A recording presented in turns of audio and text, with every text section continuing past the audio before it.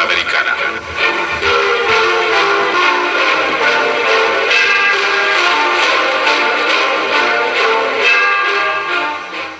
¿Cómo están, amigos de todo el país? Bienvenidos a esta nueva edición de Diálogo en Panamericana.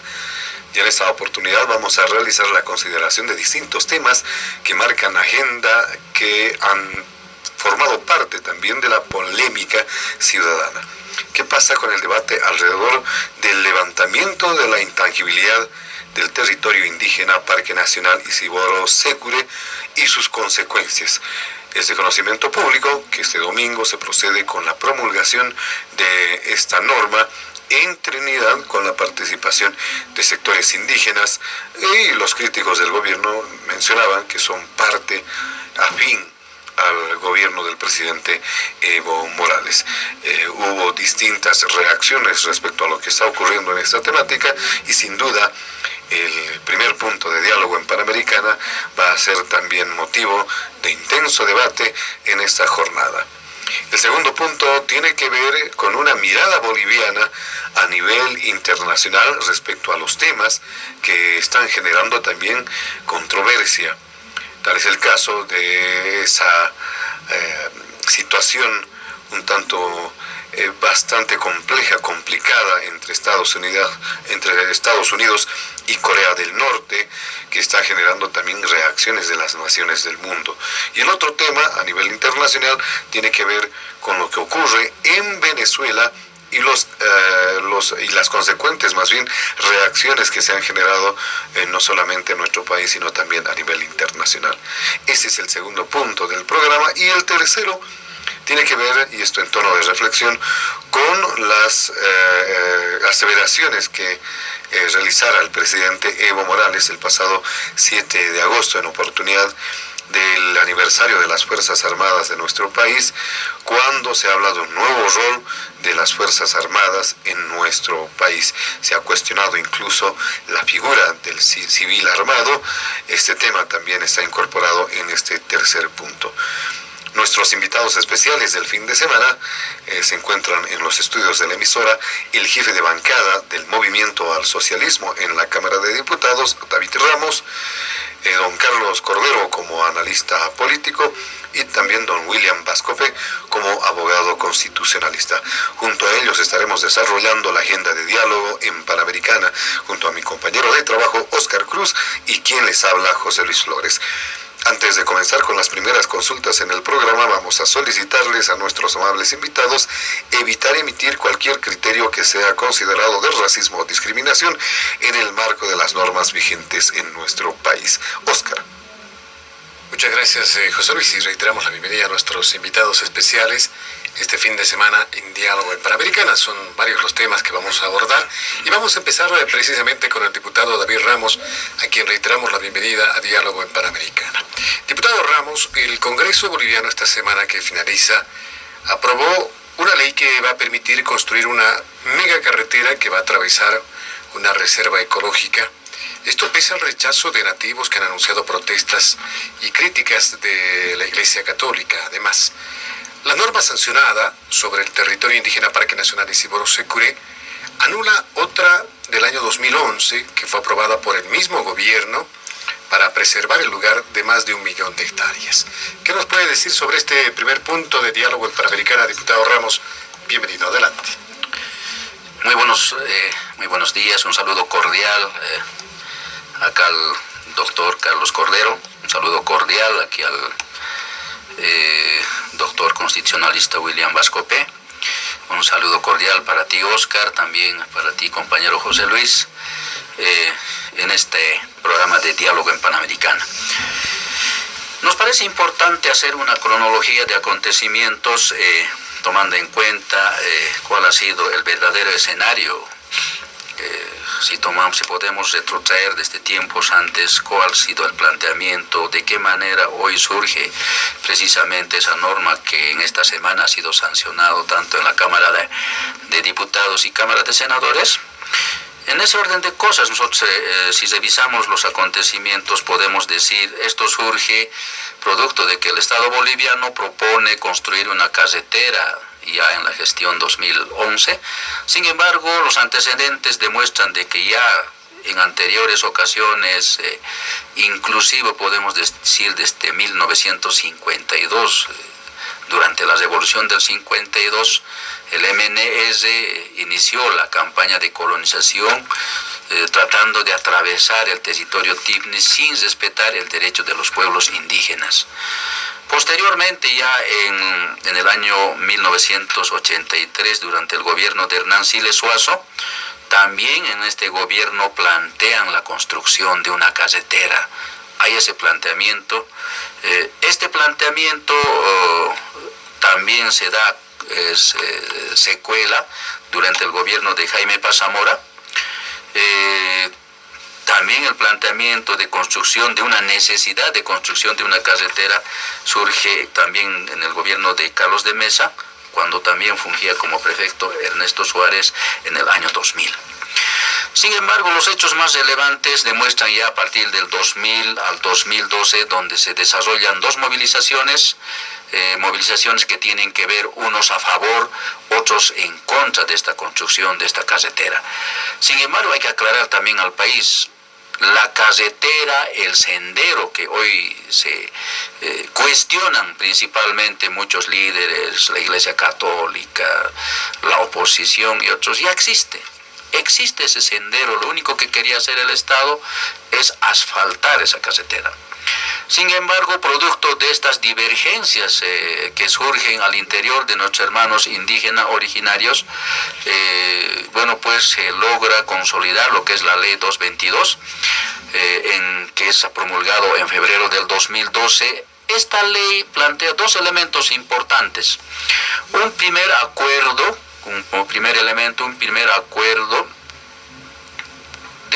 de que para poder establecer la intangibilidad o no de esta carretera, se acuerda entre el Estado boliviano y las comunidades indígenas originarias asentadas en el Parque Isigoro Sécuria del Timnis, establecer una consulta pública previa e informada. Y como segundo elemento, que esta consulta debería de ser de cumplimiento de ambas partes. En función a estos dos elementos que plantea esta ley, a partir de julio a diciembre del 2012, se establece esa consulta pública previa e informada, se prepara con 15 brigadas organizadas principalmente por el órgano electoral. Estas brigadas establecen un trabajo visitando los 69 comunidades asentadas en este parque. Esta consulta es acompañada por organismos internacionales como es la ONU, la OEA, la UNASUR, pero también en esta consulta los resultados establecen de los 69 comunidades asentadas, 58 principalmente aceptan la flexibilidad de esa norma inaplicable que era la ley 180, y por ende se plantea lo que significa ya lo que es la protección, desarrollo integral, sustentable, sostenible, principalmente pero con la protección y cuidado de este parque que constituye un reservorio y patrimonio de los bolivianos.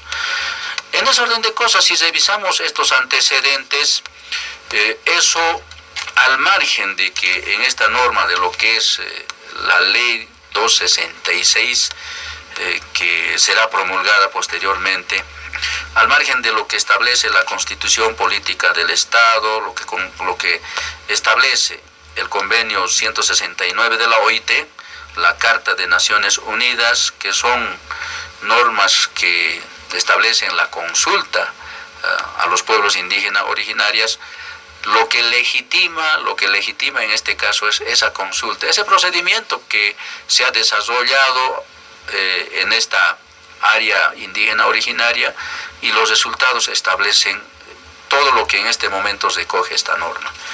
Entonces nos parece importante hacer conocer, a veces los cuestionamientos surgen, a veces nuestra gente, la sociedad no siempre está compenetrada cuáles son los objetivos, los propósitos, fines que tiene la ley 266, que es la Ley de Protección de Desarrollo Integral y Sustentable del TIMNIS.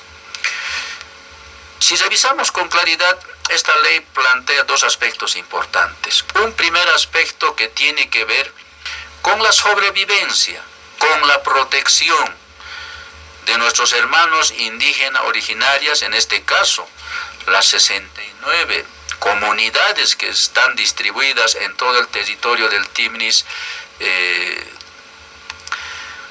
Y el segundo elemento tiene que ver con la preservación de este reservorio ecológico, y si nos damos una revisión a lo que es la ley 266, son dos artículos claros y concretos que expresan lo que hoy, en síntesis, la oposición y otros que cuestionan permanentemente. Un primer elemento que tiene que ver, por ejemplo, en lo que es la protección. El artículo quinto establece la protección tomando en cuenta que como actores quienes deben hacer prevalecer, quienes deben hacer cumplir lo que emana esta ley, principalmente es el órgano ejecutivo del Estado, tomando en cuenta el conjunto de las máximas autoridades, en este caso los maestros. Segundo elemento, deben ser los propios, los que viven en este origen como indígena originaria, los hermanos indígenas originarias, que también deben proceder la protección y el cuidado de este parque. Y tercero, lo que establece la intervención directa de la Fiscalía General del Estado, el Ministerio Público, también de oficio para hacer cumplir la protección.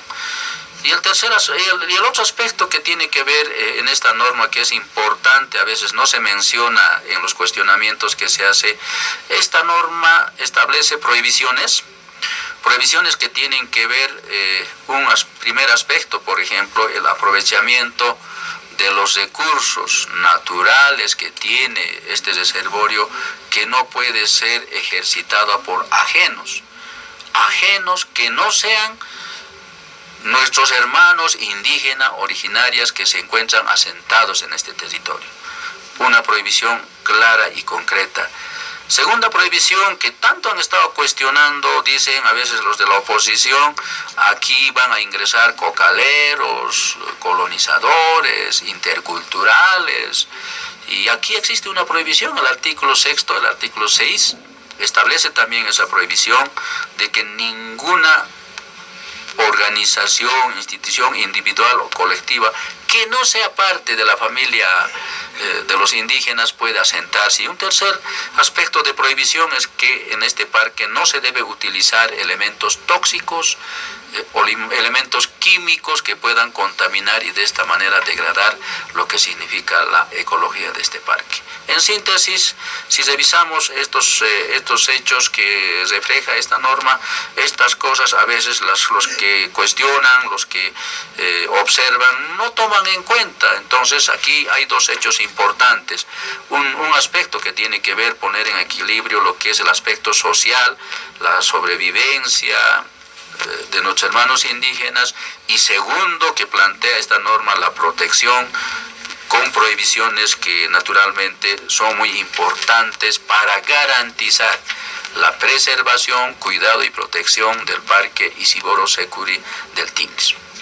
Muy bien, en este primer punto, don Carlos Cordero, también es necesario conocer su criterio, tomando en cuenta que a pesar de conocerse las explicaciones que ha brindado hace instantes el diputado David Ramos, a pesar de los contenidos de la nueva norma promulgarse este domingo, igual se ha generado la oposición, se ha generado críticas, condenas a las intenciones que en el fondo, dicen, buscan depredar un pulmón de la humanidad, aunque el vicepresidente también daba cuenta que quienes mayor daño le hacen al medio ambiente son los países desarrollados, y nos condenan a nosotros a de alguna forma evitar nuestro desarrollo, precisamente evitando agredir al medio ambiente con este tipo de impedimentos que se podrían plantear en lugares como en el TIMNIS, ¿no?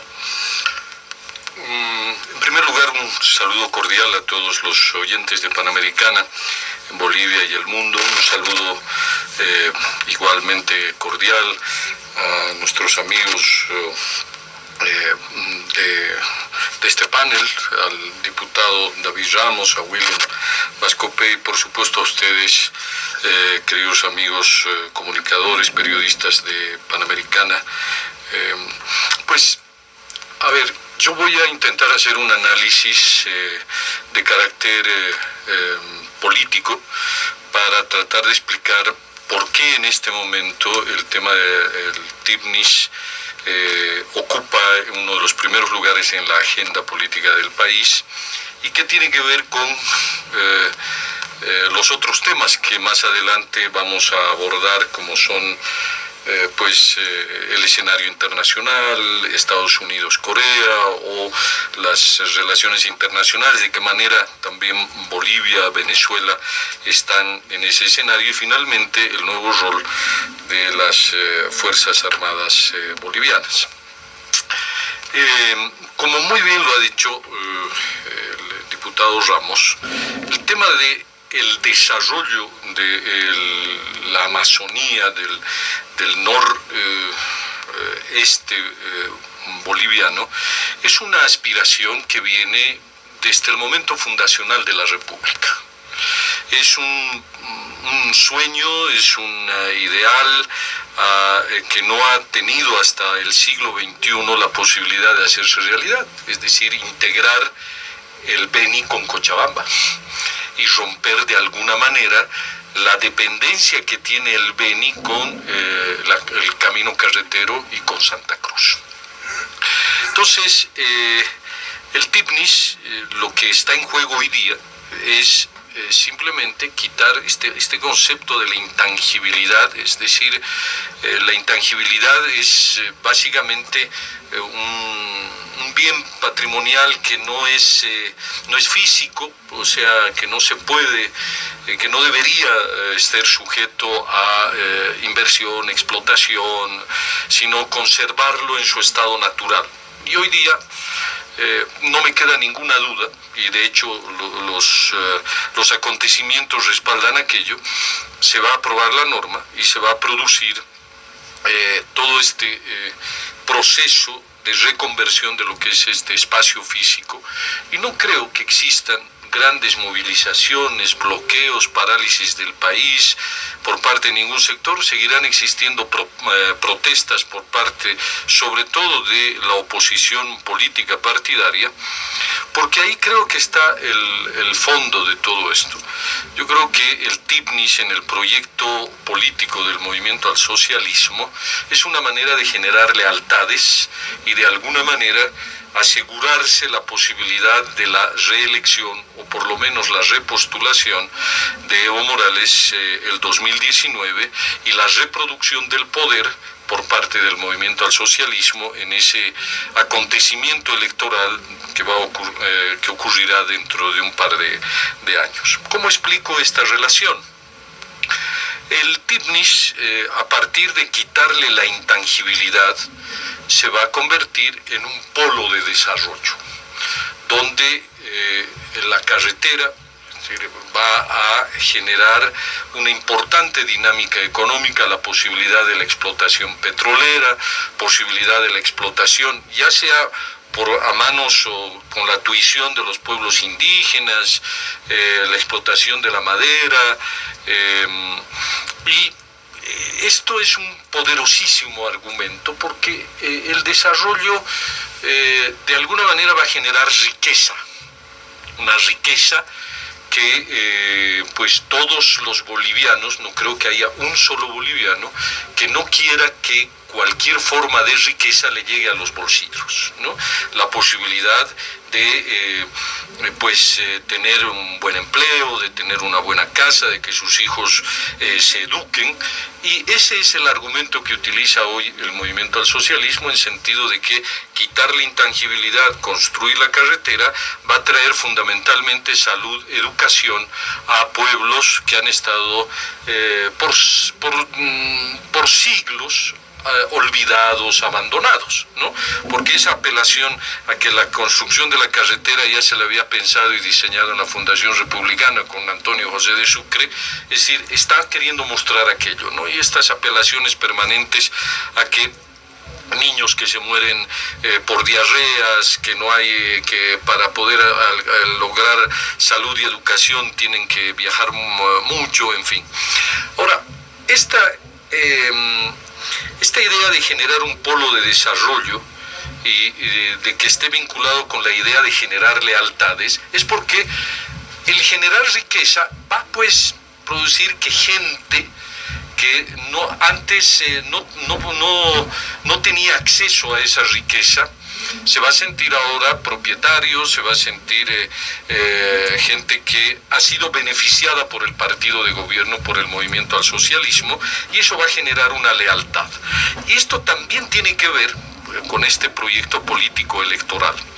Yo creo que el movimiento al socialismo ha tomado plena conciencia, y lo dicen las tendencias, las encuestas, que en las elecciones del 2019, si el movimiento al socialismo va con una candidatura que no sea Evo Morales, van a perder las elecciones de manera catastrófica. Pero yendo al proceso electoral en el 2019, con Evo Morales como candidato, tienen una posibilidad de ganar, porque Evo Morales es un buen candidato, tiene experiencia, tiene un proyecto político. Entonces, ¿cómo se vincula este tema del TIPNIS con este proyecto político electoral? Que Evo Morales, por otra vía que seguramente el doctor Vascope también podría argumentar, está también en agenda la idea de que el presidente Morales sea candidato, pero hay que resolver un problema legal constitucional, porque uno de los últimos acontecimientos políticos que ha cumplido hace un año y meses es que el movimiento al socialismo y el presidente Evo Morales perdieron el referéndum del 21 de febrero. Y esto es el más duro golpe político que hubieran recibido en sus 11 años de gobierno. Porque hay que decirlo de manera muy clara y con todo el respeto que hay en este análisis, el presidente Morales lo tiene todo, excepto tiempo político. Y en democracia el tiempo político se consigue solamente con el apoyo del ciudadano, con el voto ciudadano que le dice: usted como candidato va a ser nuestro próximo gobernante por los próximos 5 años. Y hoy día el presidente Morales, al haber perdido la reforma constitucional del 2009, no puede ser candidato. Hay que resolver este problema legal. Pero mientras tanto, hay que ir construyendo un escenario que sea favorable para el 2019. El presidente nos ha dicho, nos da pistas de cuál es este gran proyecto político. No deben olvidarse todos que el presidente ha dicho: nosotros, los movimientos sociales, los indígenas, los campesinos, hemos llegado al poder para quedarnos 500 años. No hemos venido aquí de inquilinos por un tiempo, es decir, como en la democracia burguesa tradicional, ¿no? 5 años y nos despedimos del poder. Aquí existe un proyecto político de querer continuar en el ejercicio del poder. Entonces, en esta frase que sintetizo, que el presidente Morales lo tiene todo excepto tiempo, la única manera de conseguir tiempo político para seguir haciendo lo que él cree que es bueno para Bolivia, progreso, inversión, desarrollo, el vivir bien, pasa por ganar las elecciones del 2019 y lograr lealtades que se traduzcan en voto, ¿no? O que en su defecto defiendan a un proyecto político que podría perder las elecciones del 2019. Y si pierde las elecciones del 2019, Aquí va a haber un cambio también sustantivo de personas, proyectos políticos, etc. Y el movimiento al socialismo creo que está en su legítimo derecho de defender todo lo que ha hecho en estos últimos 11 años, en estos 14 años de gobierno que va a cumplir, y donde el TIPNIS, como un polo de desarrollo posible, de generación de riqueza, se convierta al mismo tiempo en un generador de lealtades que le permita, por ahora, recuperar una confianza de una ciudadanía que, según las encuestas, hoy día le ha ido quitando su respaldo. Muchas gracias, don Carlos Cordero, y por supuesto vamos a dar también la bienvenida a don Williams Vascopé en su calidad de abogado constitucionalista. Doctor Vascopé, me imagino que tiene varios puntos que va a exponer y criterios sobre lo que está aconteciendo con la ley 266. Pero también nos gustaría conocer una mirada en torno a un análisis que usted va a realizar sobre lo que dice la Constitución Política del Estado. ¿Existirá la posibilidad de plantear un recurso de inconstitucionalidad a la ley? Bienvenido. Gracias amigos de Panamericana. Para mí es un privilegio estar con ustedes, muy honrado de estar en este prestigioso programa. Un saludo especial a toda la gente que nos escucha. También dar mi respeto al licenciado Cordero, un privilegio estar en la misma mesa con él. Y también un respeto al diputado David Ramos, y poder obviamente compartir con ellos varios puntos. Así como se está llevando las cosas, yo les debo comentar que varios puntos que el gobierno durante estos años ha ido emitiendo para entrar a parques nacionales, varios son inconstitucionales. Y la ley nueva que están sacando, que es la 266, ¿no es cierto? Yo creo que está pecando de inicio con un tema de no respetar varios artículos de la Constitución y convenios internacionales. Porque el tema de Parque Nacional ya se discutió en la Asamblea Constituyente.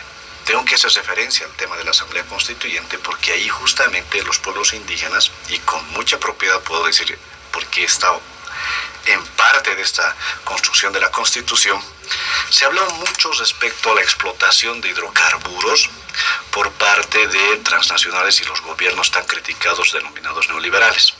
Por eso se puso una parte que dice protección de áreas de parques nacionales. ¿No es cierto? Estamos hablando del artículo 385, ¿no?, de la Constitución Política del Estado, y además se insertó el artículo 30 de los pueblos indígenas. Y ahí mismo se puso el tema de un mecanismo democrático y político que se llama el derecho a la consulta, ¿sí? En ese contexto, esta ley 266, con los criterios que vertió el diputado, indicando que se va a prohibir varios puntos que pueden condecir en cierto elemento a que el parque sea protegido. Muy bien, pero lo que no están diciendo ellos es de que se va a poder hacer proyectos, porque el tema de la intangibilidad, por si acaso, abarca el tema de que se prohibía varias cosas con la ley 180, y que esta tenía su reglamento. Estamos hablando del decreto supremo que tenía el reglamento, el 1146, que es el reglamento de la ley 180. Y en el artículo 3 se definía qué es la intangibilidad, ¿no? Y se decía, en el marco, ¿no?, de la intangibilidad de la ley 180, se garantiza el uso tradicional no comercial de los recursos naturales renovables por parte de los pueblos Yuracaré, Simanes, Mojeño Trinitarios que lo habitan. Y más abajo decía, la intangibilidad se aplica a actores internos y externos en virtud a la necesidad de conservar los valores, conservar los valores naturales y culturales excepcionales y garantizar la protección y conservación de los recursos naturales, la biodiversidad y el patrimonio cultural. Y abajo, este decreto decía algo bien claro, porque hay que hablar de la norma, ¿sí?, su alcance. Asimismo se establece la prohibición expresa, ¿de qué? Asentamientos humanos externos u ocupación ilegal de tierras al interior del TIMS. Y estábamos hablando de los migrantes, que son los colonizadores, de los cuales estaba indicando que entran obviamente a aprovechar la tierra, pero en realidad en un parque nacional no se puede hacer, y por el tema de la coca. Se estaba indicando también que se debe prohibir, autorizar el aprovechamiento forestal maderable con fines comerciales o mercantiles. No se puede hacer eso en un parque. Y el otro que indicaba ejecutar, escuchen esto, ejecutar megaproyectos, obras y actividades de gran escala. Y ahí entra el tema de la carretera, ¿no es cierto?